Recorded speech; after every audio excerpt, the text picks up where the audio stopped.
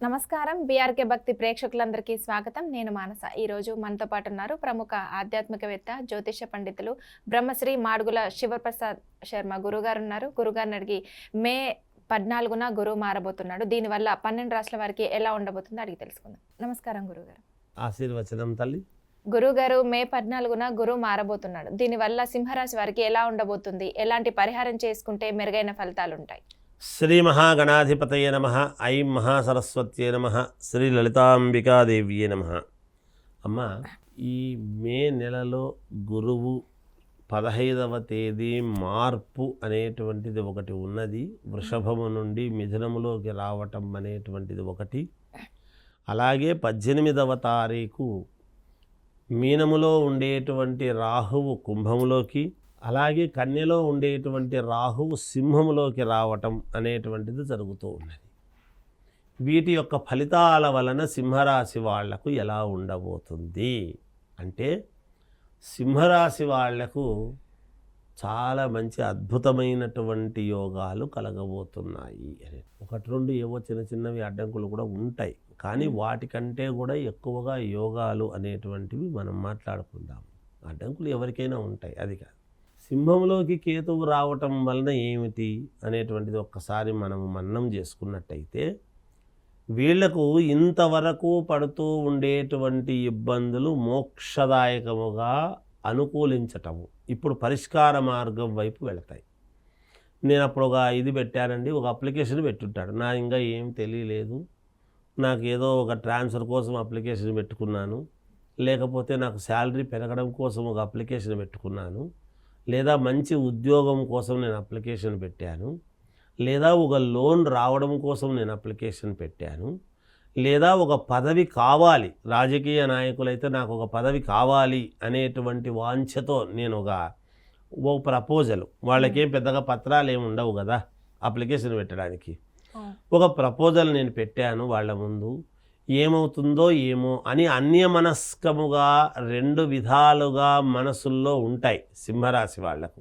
ఈ పని అవుతుందో కాదో, ఇది జరుగుతుందో జరగదో అనేటువంటి ధోరణితో ఆలోచనలో ఉండేటువంటి వాళ్లకు మోక్షాన్ని, మోక్షం అంటే ఏమిటి, ఏదైతే వీళ్ళు కోరుకుంటున్నారో అది ఇవ్వటమే కదా మోక్షం. వీళ్లకు నచ్చింది ఇవ్వటము కదా. అందువలన వీళ్ళ శ్రమ వృథా పోకుండా, వీళ్లకు ఏదైతే తిరుగుతున్నారో ఆ తిరిగిన దానికి సరైనటువంటి ఫలితము వస్తూ, భగవద్ అనుగ్రహముతో, గురుగ్రహము యొక్క అనుగ్రహము, రాహుకేతువుల యొక్క అనుగ్రహము, మిగతా గ్రహాలు అన్నీ కూడా ఉండేటువంటి పరిస్థితుల యొక్క దృష్ట్యా చూసినప్పుడు సింహరాశి వాళ్లకు బాగుంది అనే చెప్పాలి.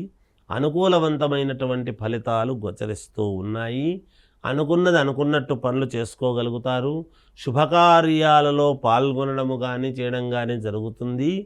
అందరూ వ్యతిరేకించినటువంటి వాళ్ళు ఒకప్పుడు సరేలే, మళ్ళీ వీళ్ళను సరే నీదే కరెక్టు అనేటువంటి భావనలో రావటము, అందరినీ కలుపుకొని పోయేటువంటి విధానముతో వీళ్ళు కూడా ఉండటము, ఎక్కడైనా వీళ్ళదే ప్రధానముగా, ఎక్కడ ఉండినా వీళ్ళదే ముందు, వీళ్ళదే వీళ్ళ కింద మిగతా వాళ్ళందరూ ఉన్నట్టుగా ఉండటము, వీళ్ళ పై వాళ్ళతో కూడా వీడికి చెప్తే పని అయిపోతుందిలే అనేటువంటి భావనతో వీళ్ళు అలా ఉండటము, ఇవన్నీ కూడా జరుగుతాయి. మీకు అనుకూలవంతముగా ఉన్నది.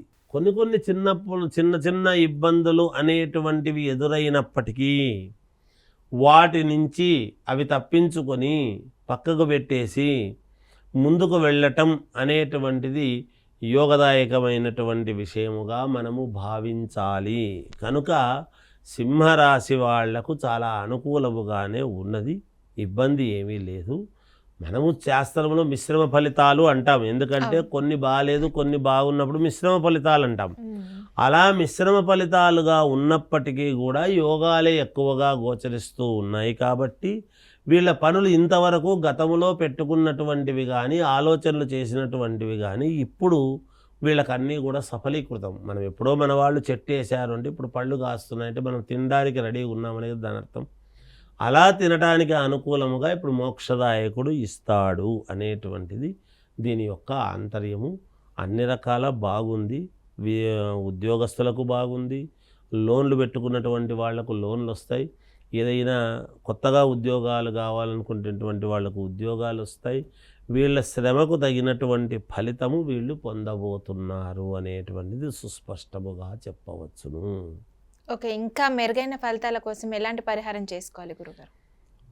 వీళ్ళు సింహరాశి వాళ్ళు మెరుగైనటువంటి ఫలితాలు బాగా సాధించాలి, మాకు మేలు జరగాలి అని కనుక వీళ్ళు అనుకున్నట్టయితే వీళ్ళు చేయాల్సినటువంటిది ఏమిటి అంటే ఉదయాన్నే లేచి సూర్య నమస్కారం అనేటువంటిది ఒకటి చేస్తూ గోధుమలు గనక మామూలుగా ఆదివారము నాడు గనక గోధుమలు వీళ్ళు కొంచెము దానము చేసినారు అంటే 1.25 కిలో వీళ్ళకు చాలా మెరుగైనటువంటి ఫలితాలు సాధించుకోవచ్చు అనేటువంటిది ఉన్నది. ఇది దాని యొక్క ఆంతర్యం.